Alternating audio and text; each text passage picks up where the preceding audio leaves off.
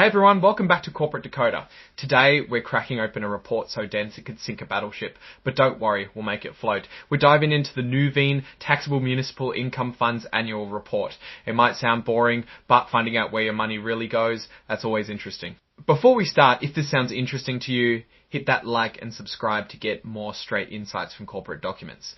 Also, don't forget to check out our Discord community linked in the description below. This isn't your typical company, it's a closed-end fund, which is like a basket holding a bunch of other investments. In this case, mainly municipal bonds that generate taxable income. Unlike normal municipal bonds, which are tax-free, confusing, right? This fund aims to give its investors current income and, as a bonus, grow the portfolio's value. Think of it as a less tax-advantaged way to fund roads and schools while collecting some income. This particular annual report covers data from March 31st, 2025, giving us a look at how the fund navigated the past year. Nuveen Asset Management is the investment advisor, the folks steering the ship, figuring out where to allocate the fund's resources. So let's see if they did a good job. The report highlights a few things that moved the market during the year.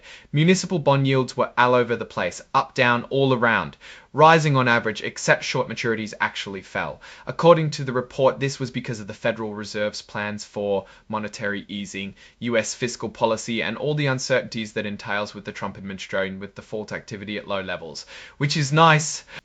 Let's get into performance. So, for the 12 months ending in March 2025, the fund returned 4.79%. It outperformed its benchmark, the Bloomberg Taxable Municipal Long Bond Index, which only made 3.66% in the same period. One of the key choices that helped the fund outperform was allocating more to bonds with BB ratings, as well as those that weren't even rated at all. They also took advantage of durations that were 12 years off shorter and hedging their interest rate risk using futures and swaps. On the flip side, overweighting water, sewer and electric sectors and underweighting durations for 8 to 10 years dragged the performance down a bit. Let's talk about how this fund distributes money. The fund paid out monthly distributions over the last year.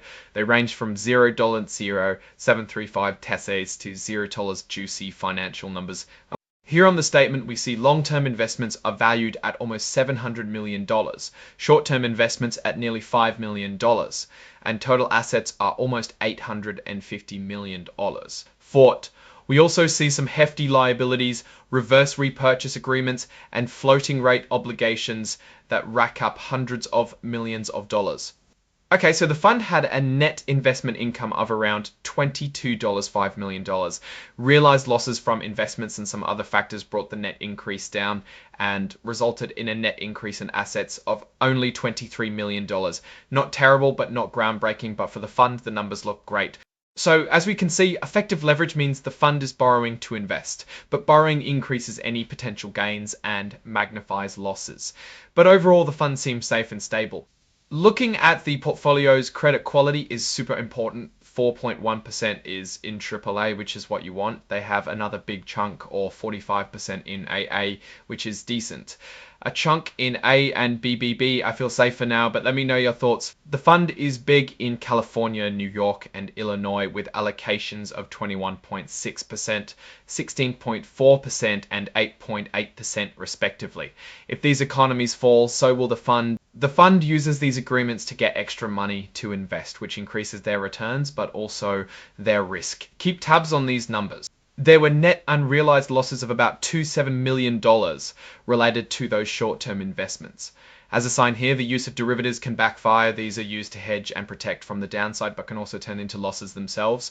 Senior securities are instruments like preferred stock or debt that take precedence over common stock in terms of claims on assets and dividends. These figures are important for understanding the fund's use of leverage and its implications for common shareholders. In this particular year, 2025, and in most of recent years, the number is simply 0.35. And in most of recent years, the number is simply buoyant. Lastly, the report gets a clean bill of health from PricewaterhouseCoopers. They say the financial statements are fair and in line with accounting rules. Putting all these pieces together, let's give you my overall take on this fund. The fund seems to be on a generally upward path with pretty solid management by Nuveen, and the numbers indicate a pretty conservative risk. They are playing it safe by overweighting certain sectors, which means any trouble in those sectors would hurt them more.